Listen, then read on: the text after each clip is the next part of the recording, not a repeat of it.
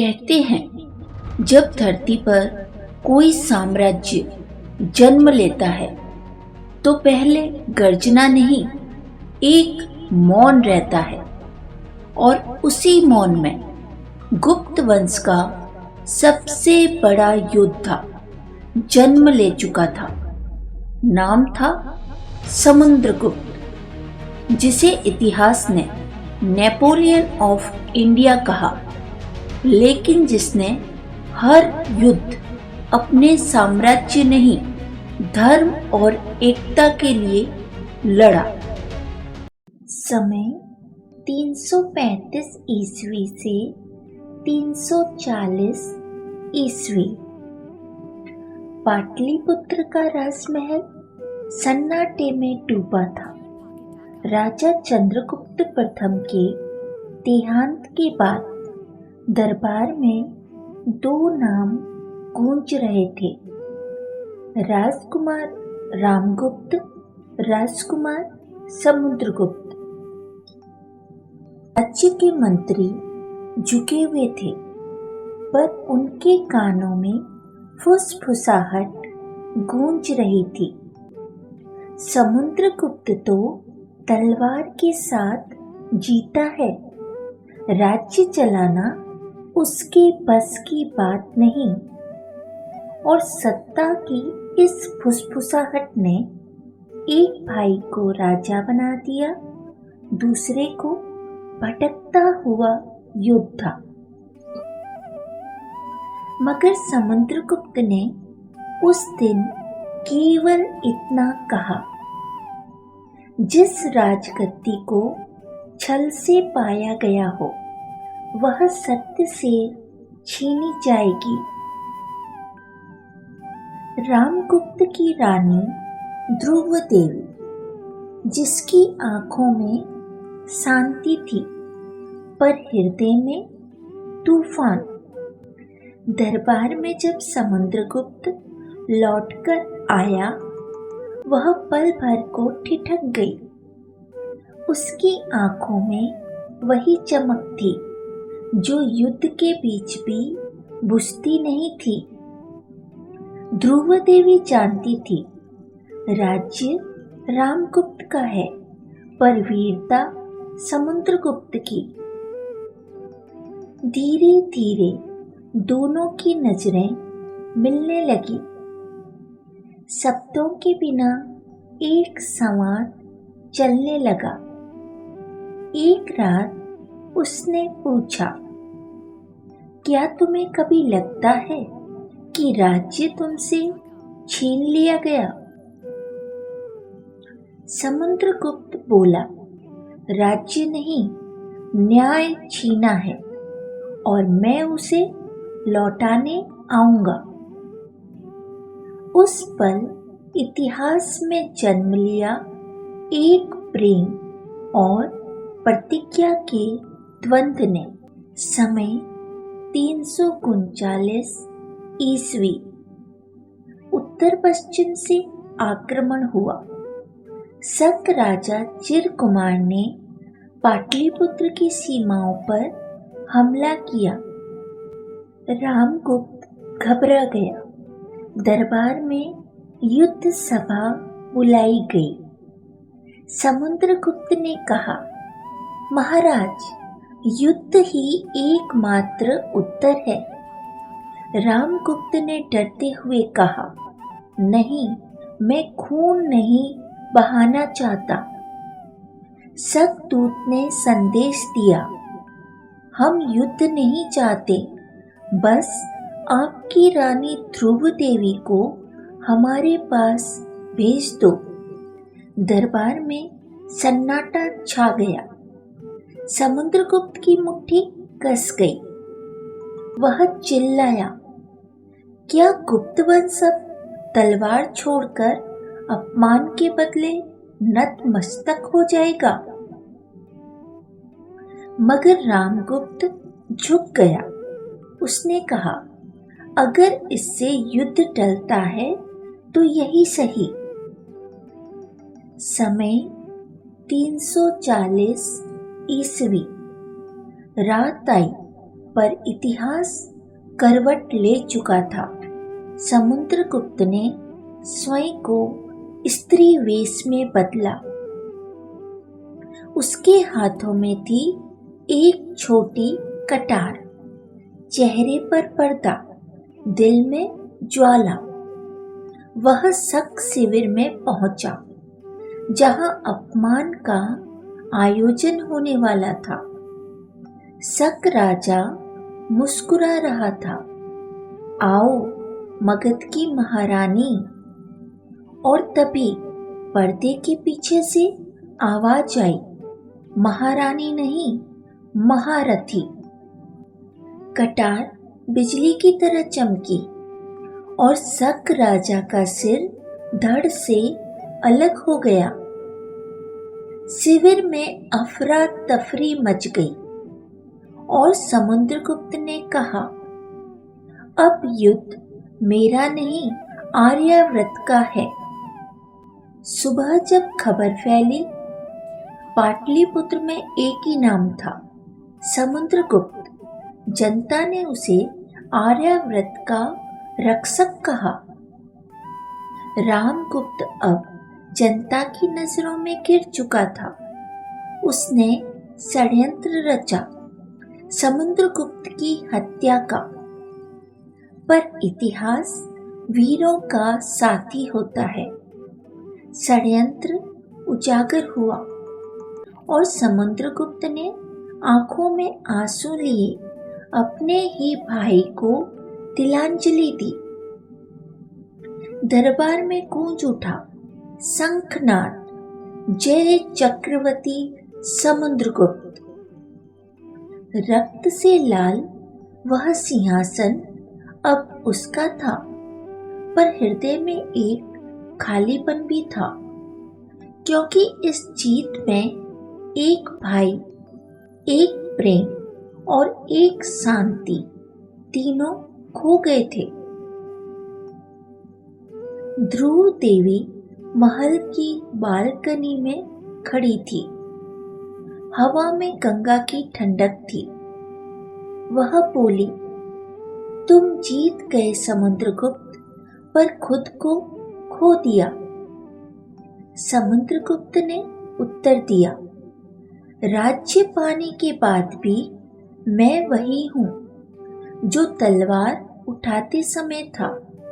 एक अकेला युद्ध था। उनकी नजरें मिली, मगर अब उनमें प्रेम नहीं, इतिहास का बोझ था। समय 345 ईस्वी। प्रयाग के दुर्ग में शंखनाद गूंजा। दरबार में सेना पंक्तिबद्ध थी। सम्राट समुद्रगुप्त सिंहासन पर नहीं, बल्कि युद्ध भूमि के नक्शे पर झुके थे। उनकी आंखें दीपक की लौ के समान स्थिर थी।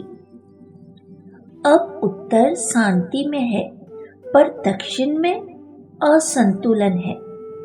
और जब धरती का एक भाग भी अशांत हो, तो सम्राट का कर्तव्य है वहां जाना। मंत्री हरिसेन ने झुककर पूछा, महाराज, क्या यह युद्ध विजय के लिए है? समुद्रगुप्त मुस्कुराए, नहीं, यह युद्ध तो एकता के लिए है। सेना निकली, अश्वों की टापें गूंज उठी। अरावली से लेकर नम्रता तक धूल उड़ती गई। वह विजय नहीं चाहता था, वह चाहता था कि आर्यावर्त एक आवाज में बोले। पहला मोर्चा पोंड्रक, फिर कौशल, महाकांतार, कलिंग, वेंगी, पल्लव और चोल। हर युद्ध से पहले वह दुश्मन राजाओं को संदेश भेजता, यदि तुम शांति और संस्कृति को स्वीकारो तो तुम्हारे राज्य को मैं हाथ भी नहीं लगाऊंगा। पर जो तलवार उठाते, उनके सामने आर्यावर्त का तूफान उतरता। समय 350 ईस्वी। कलिंग का राजा महानाग अपनी शक्ति और समुद्री सेना के लिए प्रसिद्ध था। चिलिका झील के किनारे युद्ध हुआ। 3 दिन 3 रात आकाश धुआं और धरती अग्नि बन गई। तीसरी रात समुद्रगुप्त ने स्वयं मोर्चा खोला, धनुष की डोरी खींची और शत्रु के ध्वज गिर गए।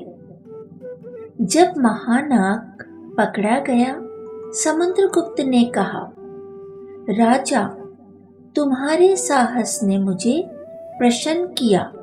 मैं तुम्हें पराजित नहीं, सम्मानित करता हूँ।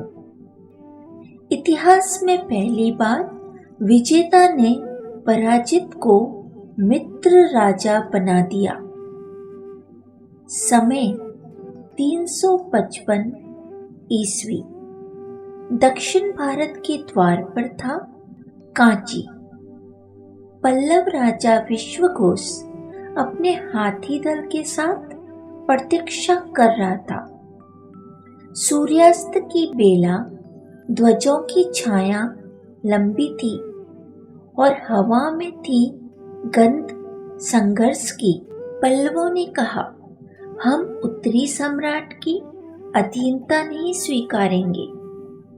समुद्रगुप्त ने कहा, फिर तुम्हारे युद्ध का सम्मान करूंगा।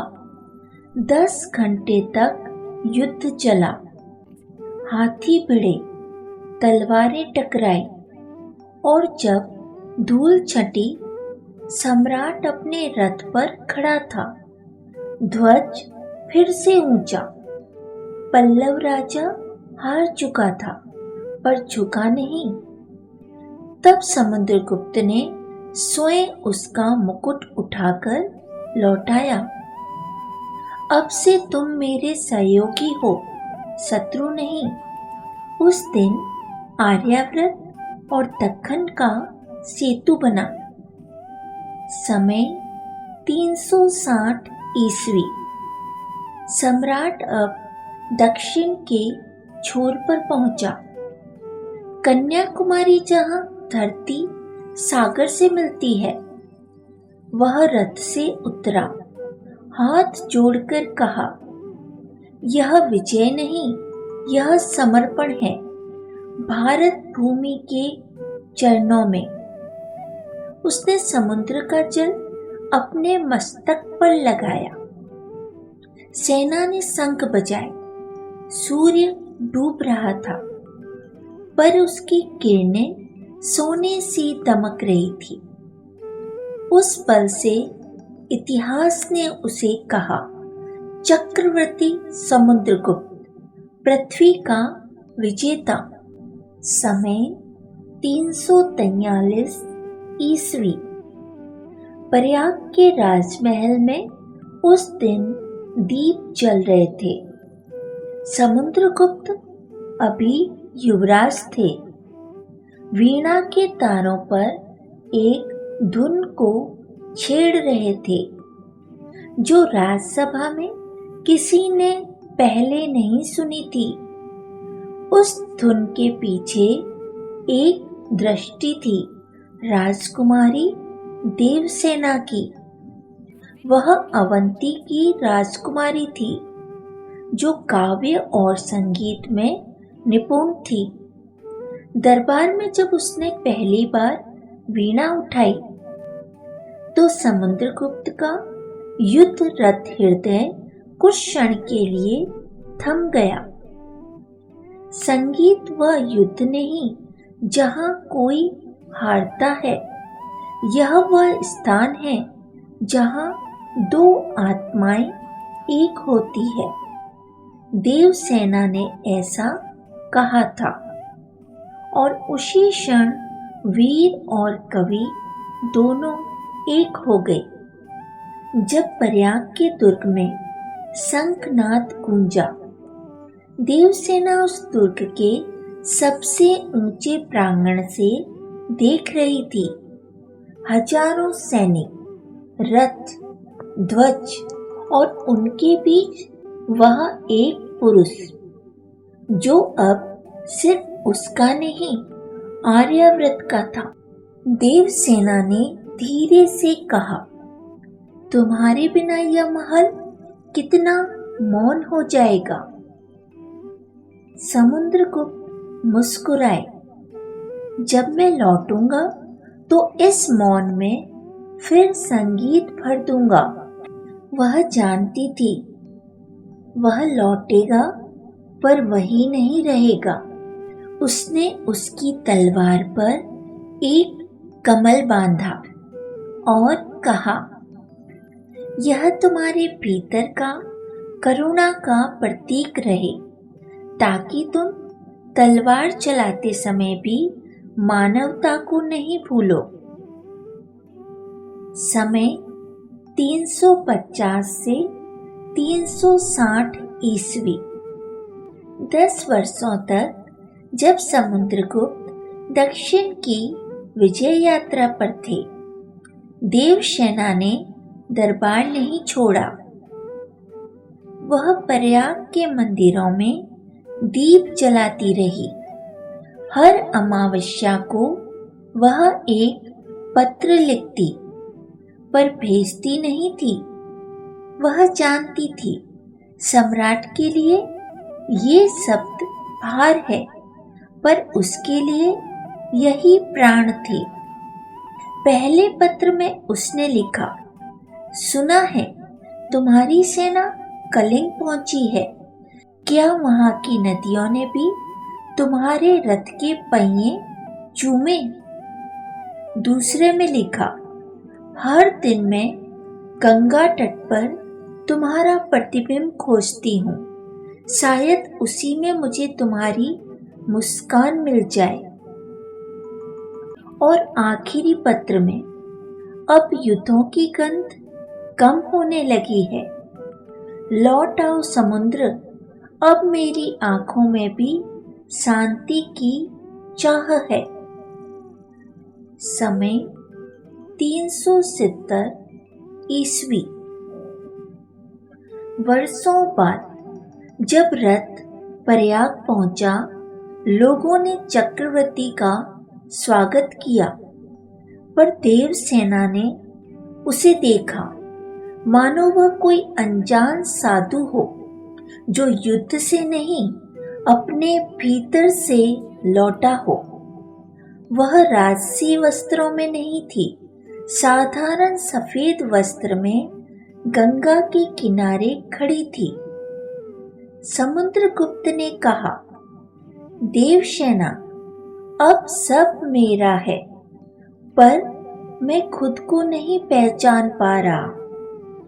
देवसेना मुस्कुराई, जब तुमने युद्धों में धरती को जीता, तब तुम्हारे भीतर का संगीत मौन हो गया। अब उसे सुनो, वही तुम्हें फिर तुमसे मिलाएगा। महल में रातें अब संगीत से भरने लगी। समुद्रगुप्त ने तलवार को दूर रख दिया और वीणा को पास।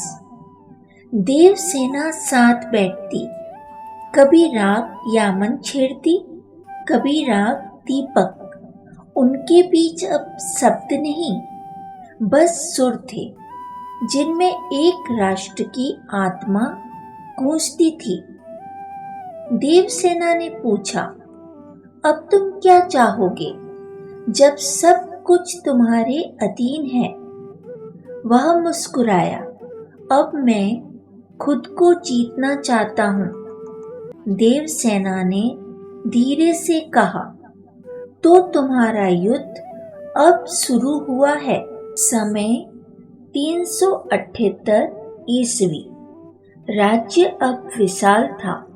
उत्तर में हिमालय से लेकर दक्षिण में कन्याकुमारी तक, और सिंहासन के उत्तराधिकारी थे प्रिंस चंद्रगुप्त द्वितीय।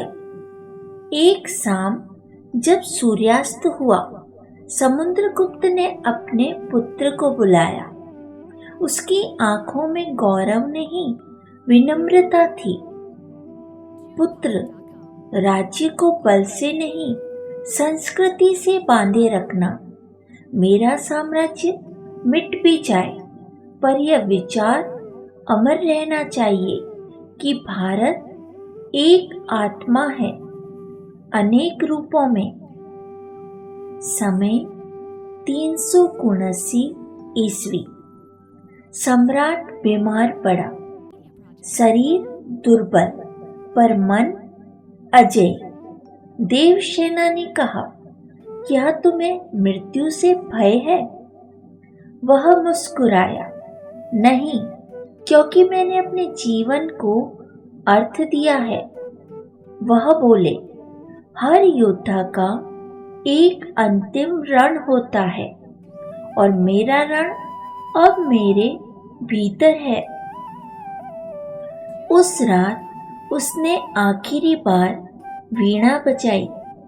राग भैरव की ध्वनि महल में फैली। धीरे धीरे वह संगीत में विलीन हो गया। समय 380 ईस्वी।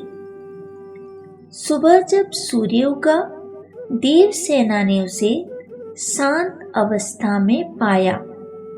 उसके चेहरे पर वही चमक थी जो पहली विजय के दिन थी।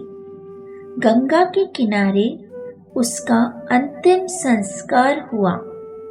सैनिकों ने शंख बजाए और हरिसेन ने पत्थर पर अंकित किया। यह वही सम्राट था जिसने 100 राजाओं को झुकाया पर किसी का अपमान नहीं किया, जिसने युद्ध से पहले संस्कृति का नाम लिया और तलवार से पहले करुणा का वचन। वर्ष बीत गए, पर प्रयाग की धरती आज भी उनकी स्मृति में गूंजती है। जब तलवार मौन हो जाए और संगीत बोल उठे, समझ लेना सम्राट ने खुद को पा लिया। समुद्रगुप्त जिसने धरती जीती, फिर आत्मा जीती और अंततः अमर हो गया।